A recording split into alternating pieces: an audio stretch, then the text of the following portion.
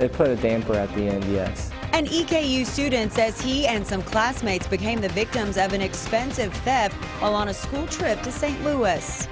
Police call it a sad situation. They say they found a child drunk at a Central Kentucky shopping center. How the community will be helping a Central Kentucky volunteer firefighter who's been fighting some serious health problems. This is WKYT News at 11. Good evening to you. We had some great weather on this Monday, and it looks like the sunshine and warm temperatures are going to stick around for much of the week. We begin tonight with WKYT meteorologist Jim Caldwell and your no-wait weather forecast. And I'll tell you what, it was nice out there today, and it's pretty nice out there tonight. Obviously getting cooler. We have that cooler nature to the air, but still a very comfortable 54 degrees. Not a bad place to be, and tomorrow we'll likely end up in the 70s. Area-wide, we are tracking areas of 40s, low 50s, mid 50s. And if you go back toward Louisville, where they have one of those red-hot thermometers, they're showing low 60s, but they're close, probably very close. Clouds have been streaming into the sky for the past few hours as we have a disturbance passing by very closely, and as it does, it'll be throwing those clouds toward us. That's the only thing I think we get from that little weak impulse in the atmosphere that's bringing some showers there to Iowa tonight. Because if you notice here with our rainfall chances the next 7 days, nothing really jumping up except on Thursday, and I am talking a small chance. Most of us will stay on the dry side, and we're actually in need of some rain to kind of balance things out. But that also means the forecast looks pretty good as well. I'll break it all down with the hour-by-hour run coming up in just a few minutes. Jim, we'll see you then. Thank you. A school trip to St. Louis took an unexpected turn for a group of Eastern Kentucky University students. While visiting a museum, the students say thieves broke into their van and stole thousands of dollars worth of their belongings. New tonight, Victor Puente talked to some of those students. It's our top story at 11. It was supposed to be a great way to end a school trip. Instead, a visit to the City Museum in St. Louis cost these students and their teacher thousands of dollars. The students had gone to the city as part of the National Recreation and Park Convention. On Friday, the last day of their trip, they went to the City Museum. It was just a good way to spend the last day and have fun in a city that most of us have never been to before. But when they came out, they knew something was wrong. They took a variety of things: passports, wallets, phones, purses, iPads. I definitely was one of the luckier ones. Some people lost like laptops and just like they had a lot of schoolwork, a lot of hours put in. While they were inside, thieves broke into the van they had parked in the museum parking lot and stole thousands of dollars worth of their belongings. Gillette says one of the biggest losses was a laptop that had his professor's partially completed dissertation for his doctorate. The group has started a GoFundMe to help offset their losses. The first feeling was definitely disbelief. It was crazy. Gillette says they weren't the only victims that day. He said a large Winnebago parked near their van was also broken into and burglarized. In Madison County, Victor Puente, WKYT. Police do have surveillance video of that crime. We have a link to that GoFundMe page on our website, WKYT.com. New tonight, frightening moments for some people in Madison County when their car ended up in a lake. It happened around 9 tonight at Will Green Lake near Richmond. Police say for some reason the car went out of gear and rolled into the water. They say the people inside the car got out safely and were not injured. Police called in some crews to pull that car out of the lake. A 12-year-old child had to be taken to the hospital today after police say they found him drunk outside an Anderson County shopping center. They say the boy drank alcohol he had stolen from a store. And tonight we're learning more about the investigation. Monique Blair has the latest. He could be needing help, and maybe he'll get it today. You know, this is sad. Parents who live near the West Park Shopping Plaza told me they were shocked to hear what happened around 2 o'clock Monday afternoon. Lawrenceburg police tell us a woman called 911 saying that she saw a child with an alcoholic drink in his hand and also acting drunk while he was sitting in front of the Lawrenceburg Dollar General. Lawrenceburg police tell us then when they responded to the Dollar General store here, they did find the 12-year-old child sitting on a chair in front of the store. Police tell us that child was drunk. With the 12-year-old, it's hard to say. We've determined that he possibly had a minimum of 2 alcoholic beverages. Chief Chris Atkins says the child first stole the alcohol from inside the store before he went outside and started drinking it. And I can't say that he was falling on his face drunk, but it was obvious that he had alcohol in his system. The child was taken to a local hospital to be checked out. Police say they do expect him to be okay. Chief Atkins says the department is looking into the shoplifting charges, but they say the focus right now is on the child's well-being. When you see a kid with problems, whether they're at home or at school or wherever, that push them to the point of doing something like this, it's just sad. You just really, you really care about the children and you want that child to get help. In Lawrenceburg, Monique Blair, WKYT. Police have not released any information regarding the 12-year-old's parents. New tonight, Samsung announced it's stopping sales of its Galaxy Note 7 smartphone after a new round of problems. The company recalled its original version after customers reported some of the phones exploded or caught fire. Samsung said the replacement phones were supposed to be safe, but in the last week, one of those phones started smoking on a Southwest Airlines plane in Louisville, and a Nicholasville man told WKYT his replacement phone caught fire, sending him to the hospital.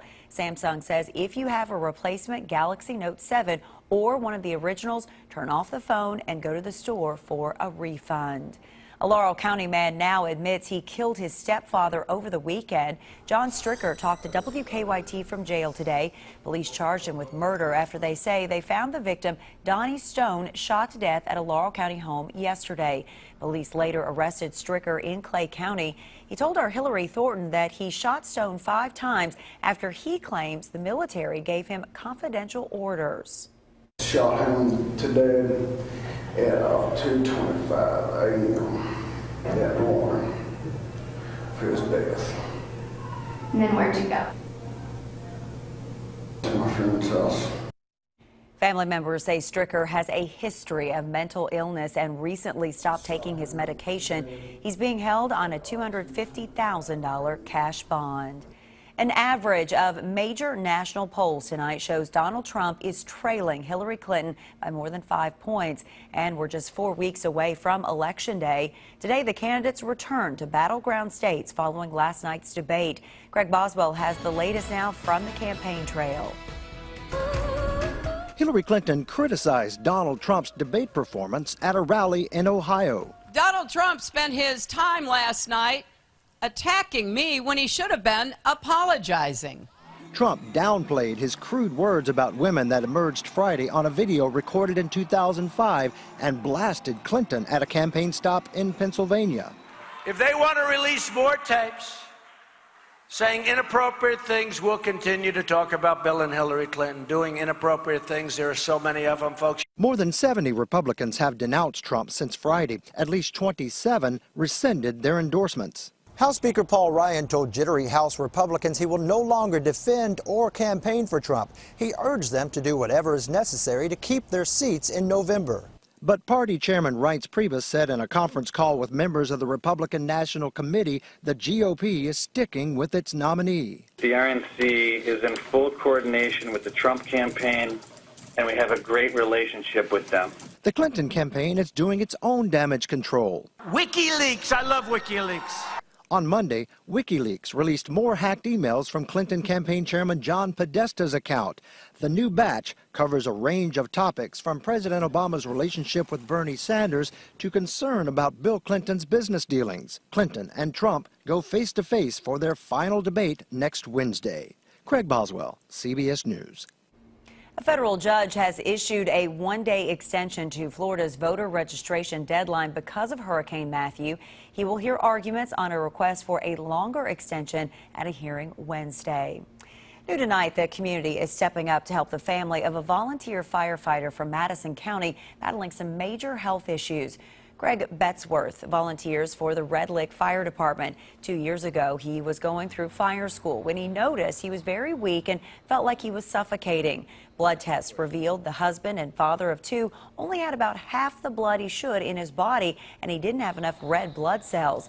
He has had countless hospital stays, testing, and blood transfusions, and it has taken a toll on his family. And we've had to go from a house down to a townhome, 2 cars to 1 car.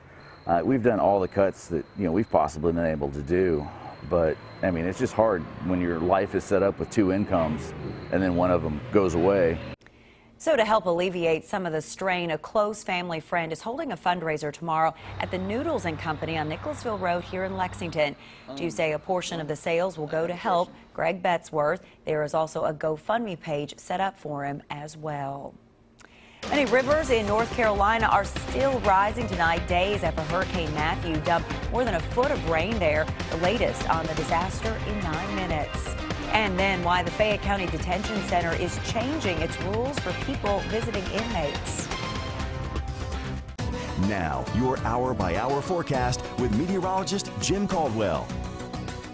We've had a pretty decent little run in the weather world here recently. Even this weekend, when we got a little bit cooler there briefly, things were okay. And that's where we're going to be headed this week. Back to the okay level with some warmer temperatures showing up around here. Let's break down some of the headlines because we're going to be sunny for a few days. It looks like we will have a mainly dry pattern. However, we do have a fall front that arrives here on Thursday. It has some shower activity associated with it on all the model data, but every time a new run comes out, there's less and less coverage of rain. So it's going to be very similar to the one we had over the weekend late last week. A very dry passage, but you certainly notice it. And we have another one in the long range that looks like it's going to try to get in here for next week. Does the same thing. So hopefully we can get a trend where we can get a little more moisture in here because we're running pretty dry at this point. 54 right now in Lexington. You got low 50s into Danville, Somerset, already showing some mid 40s there into Monticello. So some cooler spots are certainly showing up across Kentucky.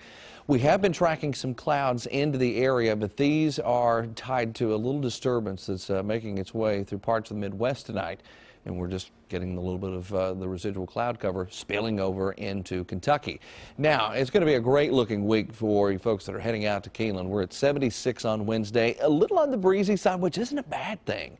Then you get into the Thursday forecast. We're down a little bit with a stray shower chance. Again, I still think we're going to be mainly on the dry side. Mix of sun and clouds for you on Friday. And that's not even including the weekend forecast. It looks even better, at least at this point. Hour by hour through the overnight we go. We track the clouds through the area. You were seeing that on the satellite animation. Tomorrow, low 70s, maybe even some mid 70s trying to creep in across southern Kentucky at that point. Let's get into Wednesday. We're out ahead of a cold front, and you can see we've got up into the mid-70s there briefly, but you see the clouds start showing up late Wednesday evening into the nighttime period out ahead of that front. Well, here we track the showers. It's 5 o'clock in the morning on Thursday, a little hit and miss activity trying to come together because I promise the radar will never look that ominous at any point. The coverage will never look that good. It'll be a very sparse little area of rain that we run into. We progress on through your Thursday. Rain disappears. Again, we have that isolated chance early. Temperatures are in the mid-60s, so another cooler shot comes into play. Now, how much rain are we talking about with that front? Well, I've started the clock at midnight Thursday, and we're going all the way through Thursday into midnight on Friday. And there you see all the rainfall I think we'll be dealing with. Less than 1/10 of an inch in most cases from that particular little batch. So almost a dry passage for another front here in Kentucky. I'll even keep a small chance alive on Friday. And at 10%, usually we don't put 10. But when you're trying your best to find a rain chance, you'll do it. But there you see a little brief dip, Amber, Thursday and Friday in the 60s, which isn't bad. And then we're right back in the 70s toward the weekend. We're trying to eke out any little rain we can get. So we that need it. Puts it there and maybe gives us that chance with that 10%. We'll take it. We'll take it and run, yeah. Thank you, sir. A Kentucky Air National Guardsman is walking more than 100 miles across the state this week, and it is for a cause close to his heart. That's in 8 minutes. Keep up with the latest news on WKYT.com. Join the conversation on Twitter and become a part of the WKYT Facebook family. Tonight, President Obama signed a disaster declaration for 10 counties in North Carolina hard hit by Hurricane Matthew and the flooding it caused. Rescuers are still going house to house in parts of North Carolina tonight, looking for anyone trapped by the water. More than a foot of rain fell over the weekend, causing many levees to fail, and some rivers are swelling well above flood stage. 800 inmates at a North Carolina prison had to be evacuated because of rising water. Matthew has been blamed on 27 deaths in the southeast, many of them in North Carolina. New tonight, search crews spent much of the day at a Barron County lake looking for a missing man. Police say 27-year-old Spencer Huddleston hasn't been seen since Friday. Today, they say they found his car and some of his belongings near a bridge at Barron River Lake, but they didn't see any sign of Huddleston. They spent hours searching the lake before calling off the search for the night. New tonight, 3 people face charges in connection to some vehicle thefts in Laurel County. London police say they've charged Derek Mills, John Goldsberry, and Heather Gurton with receiving stolen property. Police say a tip led them to a home on Morristown Road where they found 2 trucks that had been reported stolen. They said Goldsberry appeared to be doing mechanical work on one of the vehicles when police arrived. Many people in Montgomery County are doing what they can to help a business destroyed by fire. That fire started early yesterday morning at Rayburn's Market in Mount Sterling. It also destroyed 4 apartments above the century-old business. Longtime customers showed up at the market today to lend a helping hand to the owner. So deep down in his heart, he's really hurting because this was his life. This little store was Ron's life. I love him. God loves him. Hope the people love him enough to come and help him. That's all I can say. The owner says he is not planning to rebuild the store right now. Firefighters are still trying to figure out what caused that fire. New tonight, the Fayette County Detention Center has some new rules for people visiting inmates. Jail leaders say the new rules are designed to avoid long wait times for visitors. They say inmate visits will no longer be allowed on Mondays and Fridays, and each inmate must make a list of no more than 5 people who they would like to visit. Each of those people can only visit twice each week. Inmates will be allowed to change their visitor list every 90 days. New tonight, a Kentucky Air National Guardsman is walking more than 100 miles in honor of a fallen friend. Captain Nathan Tingle left Louisville yesterday. He's walking along US 60 all the way to Moorhead, and he's carrying a rucksack weighing about 90 pounds. The Ruck for Colin honors Navy SEAL Colin Thomas, a Moorhead native who died in Afghanistan 6 years ago. Tingle first made the 140-mile walk 2 years ago, and each time he raises money for the Special Operations Warrior Foundation, which provides scholarships for children of fallen service members. It was amazing the number of people that came out, shared their stories with me, wanted to walk with me, gave cash donations on the spot. Tingle says he plans to be in Moorhead by Friday in time for a charity golf scramble being held in Thomas's memory. Just ahead, the Cats should be strong inside this season. That is what everybody is expecting. Isaiah Briscoe talks about it, and Steven Johnson struggling to complete passes Saturday. How does Mark Stoops feel about him now going into the open day? That's next on WKYT.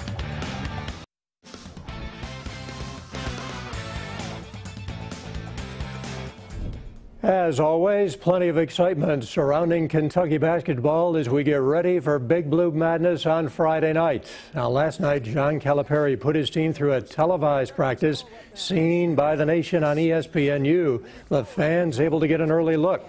Unlike last year, this team will have an inside presence with some talented freshmen coming in, and everybody's excited about it. They rebound the ball a lot. William can actually dribble some. He can. He plays on the perimeter some. Sasha's good, and you know, Bam's a beast. Isaac's got much better since last year. He's more athletic. He's playing with more confidence. So I think that's big for us. I think this team is going to be really fast, and we're going to play a lot of defense. The official team posters for UK basketball unveiled today. They will be distributed at Big Blue Madness and then at Kroger locations throughout the state beginning Saturday. There are 4 versions of the poster. Each is double-sided with faces of 2 team members on each side and season schedule in between them. In addition to the players, one of the 4 features John Calipari and Adolph Rupp, and that could very well be a fan favorite.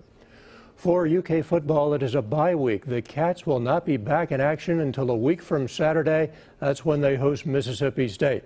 Now, against Vanderbilt Saturday, quarterback Steven Johnson completed just 10 of 24, total of only 49 yards. He was nearly intercepted here, trying to get the ball to C.J. Conrad. Mark Stoops believes he'll be all right. I think when the game tightened up and you put the ball on the ground and it gets close and Steven was getting a little antsy, he will settle down. I just told him that right now. Just relax. You can see him on his face, and he's a very good, conscientious young man, and he needs a little break right now. I'm glad he's confident. I'm confident in myself. I think I didn't have the best day today, but just getting this win as an offense or as a whole team is great, and so that's really all I'm focused on. So it is a bye week for the Cats. Following week, the Bulldogs of Mississippi State come into Commonwealth Stadium. That'll be a 7:30 kickoff, October 22nd on the SEC Network. Dodgers and Nationals, Game 3 of their division series, and in the third, Anthony Rendon connects deep to left center. That's gone, a 2-run blast, and Washington a 4-1 lead. Dodgers came back in the fifth. Carlos Ruiz pinch hitting.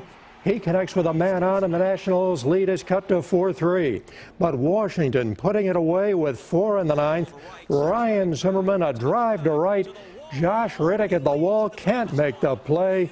2-run score, and the Nationals go up now. They go up 2-1. All right, Kentucky Speedway will apply another layer of asphalt to the racing surface this month. There was a resurfacing this year with a reconfigured layout, but the Speedway says portions of the paving did not meet specifications. And it'll be 2 more months before Tiger Woods will be back. He pulled out of the Safeway Open in Napa, California today. Tiger said he feels strong, his health is good, but he said after several days of practice in California, he feels that his game is vulnerable. So we will not see Tiger until December in the Bahamas. We'll be right back.